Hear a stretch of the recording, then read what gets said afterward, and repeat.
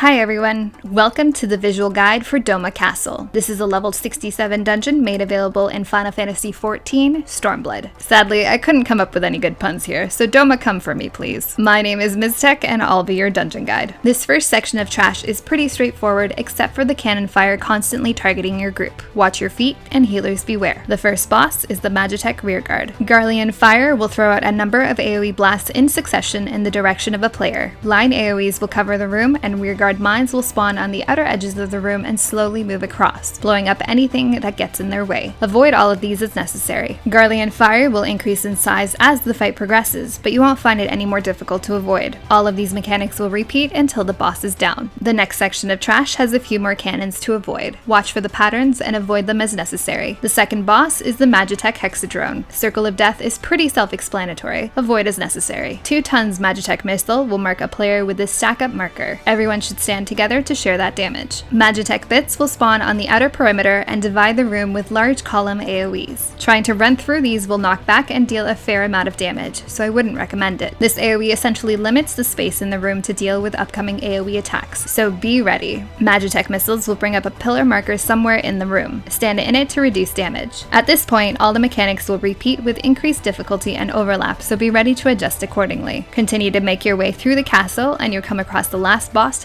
Hypertoon Grinwat. Chainsaw is a frontal attack that can be avoided once it's cast. Tanks be sure not to stand there and get chopped up. 2 players will be marked by these large red indicators and targeted for delay action charge, large AoE blasts. Spread these apart to avoid excess damage. 1 player will be fired upon by gunsaw, suffering high damage. Healers beware. Another player will be marked for prey, this large proximity marker. The player can move away from others and drop their marker off on the ground before moving away from that affected zone. Saw blades will also appear around the room and players will have to avoid their projected telegraphs as necessary. To complicate things even more, these line AoEs that push back anyone trying to cross them will also dissect the room, further limiting movement. By now, you should have plenty of practice avoiding numerous AoE markers at a time. All of these mechanics will repeat until the boss is down. If you have any questions or comments, please let me know. Up next, we'll take a look at Emanation. As always, thanks for watching. Till next time.